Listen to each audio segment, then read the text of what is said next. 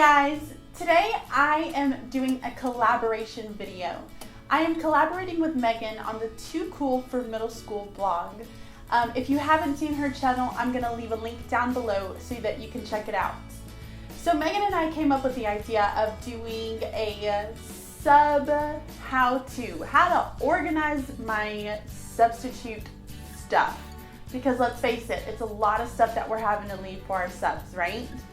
So she is doing an upper school, so middle school, high school edition, and I am doing the elementary edition. So if you're kind of in between those areas, I would definitely go check out Megan to see what some of her options on how she is kind of organizing her substitute plans and binder and etc. So be sure to check her out. She is fantastic. I absolutely love watching her videos. She has so much personality, and I feel like me and her just really would get along if we were to ever meet in real life. Okay, so let's jump on into the very first thing. I have created a substitute binder that kind of has a little go-to place for my subs. It has things that they're going to be able to find quickly and easily, and especially for those days that I'm not able to make it into the classroom if I'm like really sick. For example, last week I woke up, was getting ready for school, and then my son came down with a really big fever, so I wasn't able to go. Luckily, I had extra stuff available, and I have my sub binder, which is a great thing for them to just be able to pull out of my class and then kind of get an idea of what's happening. So I use a Staples binder, nothing really fancy. I don't even have a cover on it, to be honest, because it took me a while to get it the way I wanted it to be, and I have yet to actually complete it. I think I've tried many different things in the past, and finally I just had to start making things that worked for me. When you open up the binder, you're going to notice that there is this really cool pocket on the side. It doesn't have one of the typical binder pockets that you would typically see. I don't know what they're called exactly. I'm going to call it a pocket. But this is so cool, and I actually happened upon this one by chance. So if you're wanting to get one that's like this, make sure that you open it up, because all of them, well, not all of them, I think I've seen two different versions of this type of binder. But inside of this little pocket, I have extra student lists. I have a little notepad inside of it. I keep nurses' passes. I also keep extra pens, and I keep Band-Aids inside of there. I mean, it just happens that, of course, one of the kids is going to need a Band-Aid, and instead of having her search and find or send the kid to the nurse's office, which I do not like to do, she can just pull out the binder and it's right there for her. The next thing that I keep is just the lowdown, and this is an idea. It gives her an idea of my schedule. So I typed out my schedule here. I keep a list of reliable kids, and these are my kids who are going to be those really good. They know my procedures, they know how everything's done in the classroom, and they know where everything is. So I keep a list of those reliable kids underneath. I also keep a list of teachers to turn to. So those teachers who were right next door to me, I put their names and I kind of tell her where they're located inside of the building. I also leave a list of bathroom procedures. I am so big on bathroom procedures, and somehow in my head, I imagine my kids like having a straight up party in the bathroom when there's a sub, and that just makes me want to cringe. I'm really strict when it comes to my kids in the hallway and in the bathroom, so I have very strict bathroom procedures, and my kids know it. By now they know it really well. So I leave a list of those procedures and how I actually get all of those done. I also leave an idea of what to do with early finishers, because of course all of us have those early finishers in the classroom that no matter what activity you give them, they're going to be the first ones to finish while everybody else still has 5 minutes. So I've given her some ideas of what it is that they could be doing, where certain activities are located that they can go and grab if they are an early finisher. At the very bottom, I also give an idea of my behavior system. Behavior, again, is another really big thing for me, and I want them to understand how and what I do in my classroom. So I give an idea of how I enforce consequences in the classroom. I also leave a detailed behavior plan, and this is the behavior plan that I give to my parents at the very beginning of the year. So the behavior plan is also inserted inside of this binder. Another thing that my sub is going to be able to find inside of the binder is a list of students. But the cool thing about this is that I've inserted my student's picture. Again, another one of those fears of mine is that I'm gonna have those kids that are gonna be like, oh no, that's Ruby, or no, I'm Ruby, and they all try to have the same name. I think I read this in a book, or I probably saw it in a movie, I'm not really sure.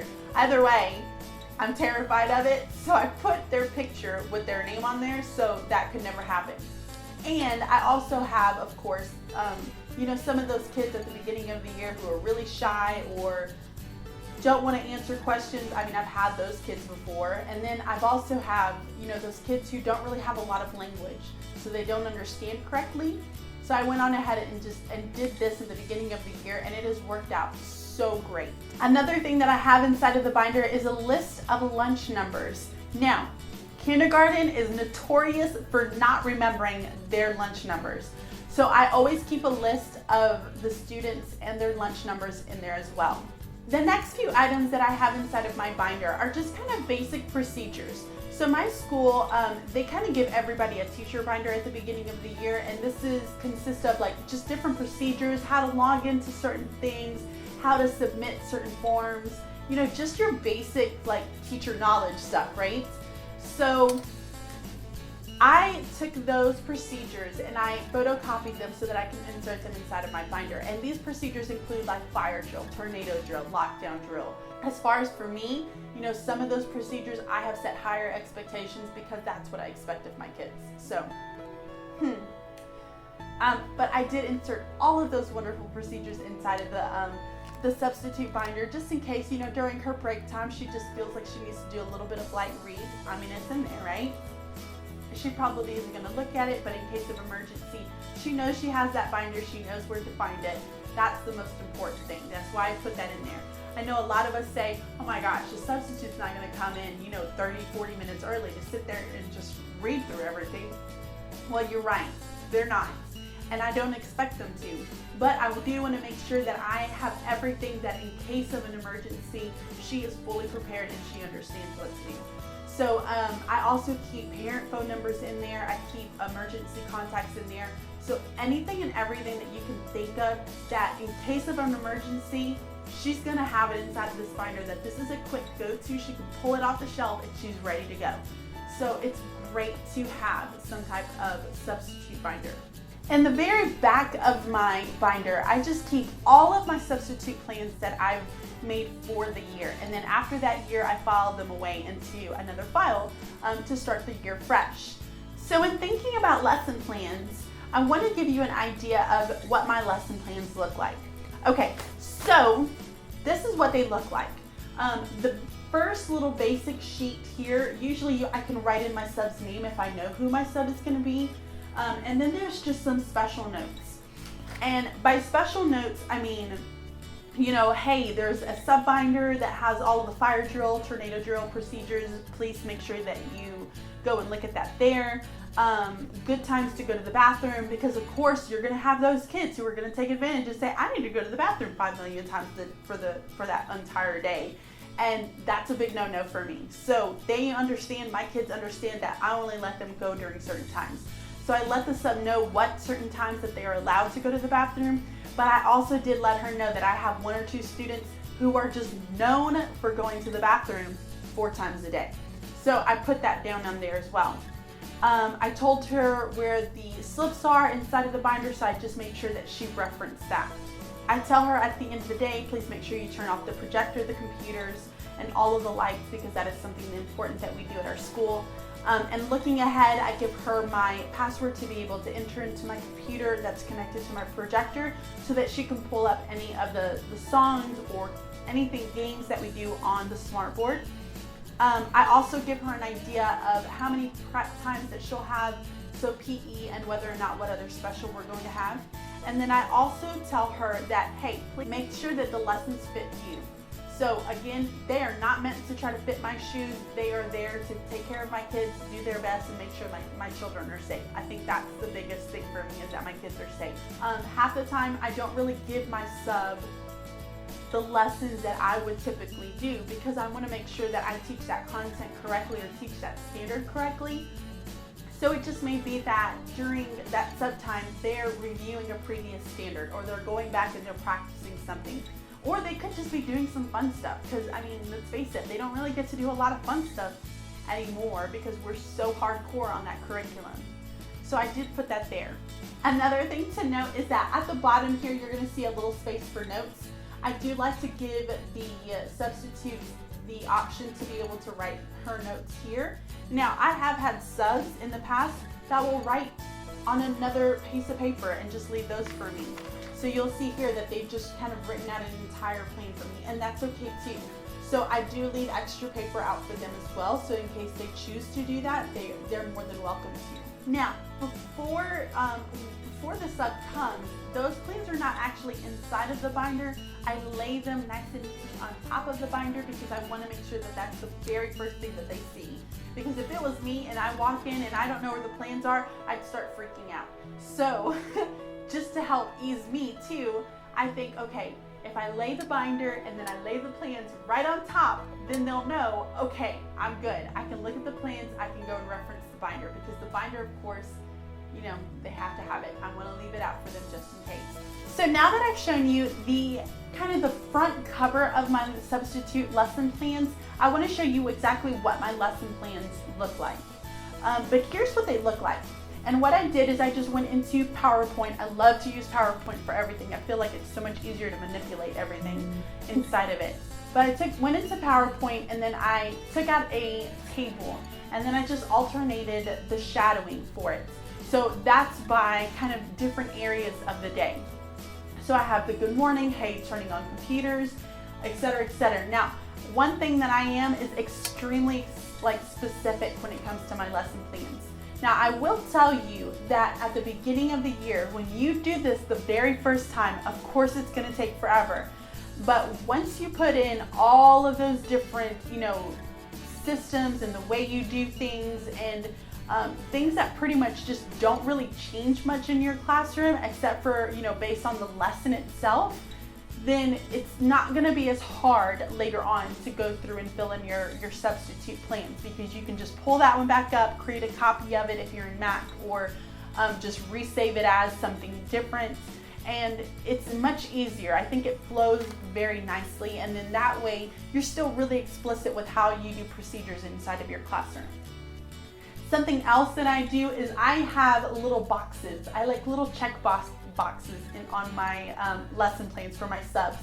I am one that likes to think, okay, I'm a list person. I like to have lists. I like to check things off so that I know that I'm done. Especially if you're coming in and trying to fill someone else's shoes, you want to make sure that you're getting all of those different tasks done. So I thought that, oh, if I like this, maybe somebody else would like this too. So that's exactly what I did, and I filled that in. So that's what my lesson plans themselves look like. Once that day is complete, I will leave those lesson plans inside of the binder. Now, before subs come in, they're not inserted inside of their binder. They're actually sitting right on top of their binder, top of the substitute binder, so that is the very first thing that they see, and that they know that there's a sub binder with all of this great reading material inside of it. So once you have all of your lesson plans done and you have your substitute binder done, the next part is the materials. And with lesson plans come lots and lots of materials. So I want to give you guys some ideas of things that I've done in my classroom over several years that I have actually enjoyed doing in my room. One of the first ways that I do is probably my favorite out of all of them. Just visually for me, I like to be able to kind of put it out on my table in order by subject, by time, and have sticky notes on it. And I brought a little book of giving you an idea. So here I wrote reading, I put 10:45 a.m. and any of the materials that went with this was right underneath it. So everything was laid out on my table. And I like that personally because then as I'm going through making sure that I'm checking that I have everything for my substitute, I can see it. I break it down and I see everything as a whole. Sometimes when I put things all together into one big pile, I stress out and I find myself going back through and checking over and over and over again, if that makes sense. The next way that I have done things is using file folders. These file folders are organized by subject matter and by time. So all of the materials that go inside of the folders are all put together, and then I organize the folders by the time, and I stick these right underneath those lesson plans.